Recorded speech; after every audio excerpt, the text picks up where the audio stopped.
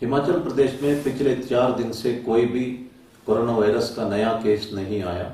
इस वक्त 10 मरीज अस्पताल में उपचाराधीन हैं और 25 मरीज जो है वो अस्पताल से डिस्चार्ज हो चुके हैं।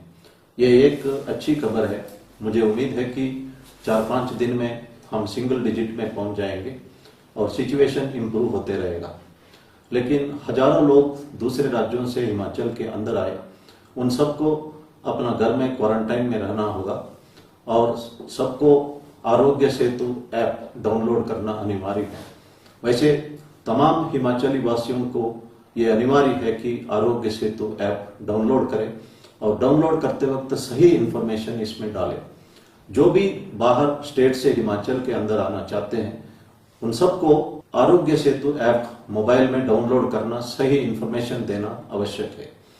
अगर बाद में टेस्टिंग के दौरान कोई सिम्टम्स आ जाते हैं, पॉजिटिव पाए जाते हैं, अगर आप गलत इंफॉर्मेशन आरोग्य सेतु ऐप में डाला है तो आपके ऊपर कार्रवाई भी हो सकती है। प्रधानमंत्री महोदय जी ने कहा है कि 2 गज का सोशल डिस्टेंसिंग बनाए रखना है। ये कोरोना वायरस लंबे अरसे तक चलेगा क्योंकि WHO और एक्सपर्ट्स के ओपिनियन के मुताबिक ये जल्दी खत्म होने वाला नहीं है। इसलिए सोशल डिस्टेंसिंग हमारा आदत होना चाहिए। इसी तरह मास्क पहनना भी हमारा आदत होना चाहिए। मैंने अभी भी देखा है कुछ लोग जो है मास्क नहीं पहनते या मास्क को सही ढंग से नहीं पहनते।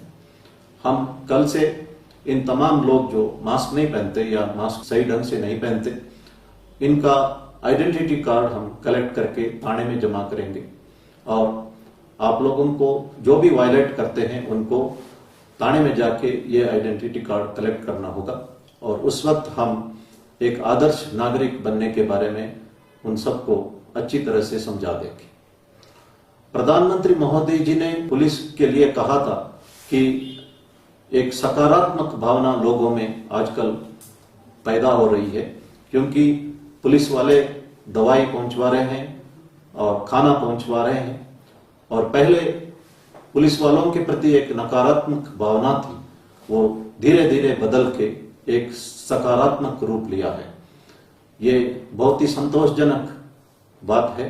प्रधानमंत्री जी का ये ऑब्जर्वेशन पर मैं उन्हें धन्यवाद करना चाहता हूं।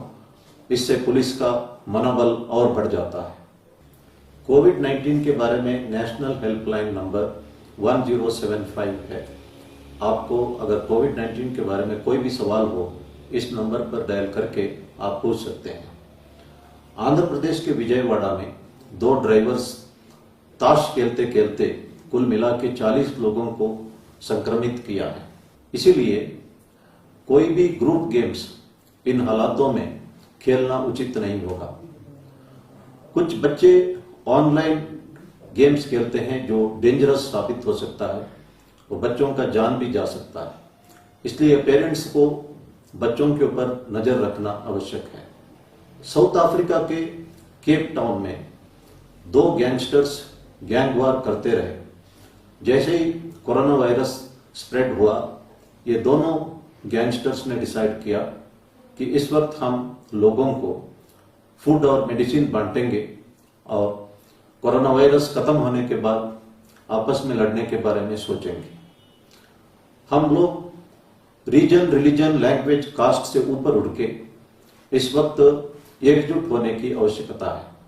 प्रधानमंत्री जी ने कहा है कि घर में सीनियर सिटीजन्स, बुजुर्गों का विशेष ध्यान रखना है, उनका इम्यूनिटी के बारे में विशेष ध्यान देना है, उनका देखभाल करना है। Parents stand for pay rent. We should pay rent to our parents for all that they have done to us. उन्होंने हमें जन्म दिया, एजुकेशन दिया, लिखवाया, पढ़वाया, उसके बदले में हमें सोचना है कि हमने क्या किया। पेरेंट्स ने हमें जो कुछ किया उसका कभी हम असल नहीं चुका सकते हैं। जिंदगी भर हम सिर्फ ब्याज ही दे सकते हैं। उनको खुश रखना आवश्यक है। पेरेंट्स को सबसे ज्यादा खुशी तब मिलती है जब बच्चे कामयाब हो जाते हैं। हम लोग भी जब जिंदगी में कुछ हासिल करते हैं, सबसे पहले हम पेरेंट्स को सूचित करते हैं। पेरेंट्स खुश हो जाते हैं तो हम अंदर अंदर पूर्ण रूप से खुश होते हैं। जिनकी माँ बाप नहीं है वे सोचते हैं कि काश माँ बाप जिंदा होते तो हम ये खुशखबरी उनको भी सुना देते। इसलिए हम इस अवसर पर अपने पेरेंट्स पर विशेष ध्यान देना चाहिए। ईश्वरचंद विद्यासागर 1820 से 1891 तक जिए थे। उन्होंने संस्कृत लॉ और इंग्लिश की पढ़ाई की थी। बाद में वे विलियम्स कॉलेज कलकत्ता में लेक्चरर बने। लेक्चरर बनने के उपरांत वे अपने गांव गए वेस्ट मिदनापुर डिस्ट्रिक्ट में और अपनी माता से मिले। माता के पास सिर्फ 2-3 पुरानी साड़ियां थी। उन्होंने लोकल फेस्टिवल में देखा कि बाकी औरतों के पास अच्छी साड़ियां थी और आभूषण थे। उन्होंने अपने माँ को कहा कि मैं अभी लेक्चरर बना हूं, अफोर्ड कर सकता हूं, आप बताओ कि आपको कौन सा आभूषण और कौन सी रंग की साड़ी चाहिए। माता ने कहा कि उन्हें 3 आभूषण चाहिए। पहला उन्होंने कहा कि तुम कलकत्ता जाके पढ़ाई कर सका, लेकिन हर बच्चा ये नहीं कर सकता, इसलिए आप एक स्कूल इसी गांव में या पड़ोसी गांव में स्थापित करो ताकि बाकी बच्चे भी पढ़ सकेंगे। इसी तरह उन्होंने कहा कि मैं देख रही हूं कि बच्चे दवाई और डॉक्टर के बिना मर रहे हैं, इसलिए एक डिस्पेंसरी इसी गांव में या पड़ोसी गांव में डॉक्टर के साथ स्थापित करो ताकि बच्चे तथा एडल्ट्स इसका फायदा उठा सके। फिर उन्होंने ड्रिंकिंग वाटर सप्लाई के बारे में एक और अनुरोध किया। ईश्वरचंद विद्यासागर को हिम्मत नहीं आई कि साड़ियों के बारे में मां से पूछने का। माता ने स्वयं कहा, मैं इन्हीं 2-3 साड़ियों से गुजारा कर लूंगी, कभी भी मुझे मां कहने में शर्म मत किया करो, और आपको जो पढ़ाया गया वो समाज सेवा के लिए। अपना ईगो सबसे नीचे रखो और समाज की सेवा करो, यही मैं तुम्हारे से उम्मीद करती हूं। माता की बातें तीर की तरह ईश्वरचंद विद्यासागर के हृदय में चला गया।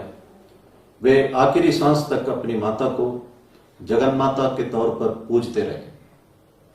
वे एक महान सोशल रिफॉर्मर थे। जब उन्होंने विडो रीमैरिज के बारे में लड़ाई लड़ना शुरू किया तो सबसे पहले अपना बेटे को एक विडो से शादी करवाई और उन्होंने कई एजुकेशन इंस्टीट्यूशंस एस्टैब्लिश किए। वे रामकृष्ण परमहंस के कंटेम्पररी थे और दोनों बंगाल के महान व्यक्ति थे और दोनों आपस में बहुत अच्छे दोस्त भी थे और दोनों एक दूसरे को सम्मान करते थे। श्री रामकृष्ण परमहंस जी के शिष्य महेंद्र नाथ गुप्ता मास्टर महाशय, जो यम अक्षर से रामकृष्ण परमहंस जी का बायोग्राफी लिखा है, वे भी ईश्वरचंद विद्यासागर के स्थापित किया हुआ हाई स्कूल के हेडमास्टर थे। ईश्वरचंद विद्यासागर हमेशा मां की बात याद रखते थे, अपने ईगो को हमेशा सबसे नीचे रखते थे। एक बार वे किसी कार्यक्रम में जा रहे थे तो रेलवे स्टेशन में उन्होंने देखा एक ऑफिसर कूली को ढूंढ रहा था। विद्यासागर जी ने समझाया कि इस वक्त कूली नहीं मिलेगा, ये छोटा बैग आप उठा सकते हो। उस अधिकारी ने कहा कि मैं अधिकारी हूं, उठा नहीं सकता हूं। ईश्वरचंद विद्यासागर जी ने उसका सूटकेस सर पे रख दी, अपना छोटी सी बैग लेके दोनों एक ही जगह पहुंचे जहां विद्यासागर जी ने उस समारोह में बोलना था और ये अधिकारी महान व्यक्ति विद्यासागर जी का बातें सुनने के लिए उसी जगह पहुंचा था। वे हमेशा माता की बातों को याद रखते थे और उसकी पालना करते थे।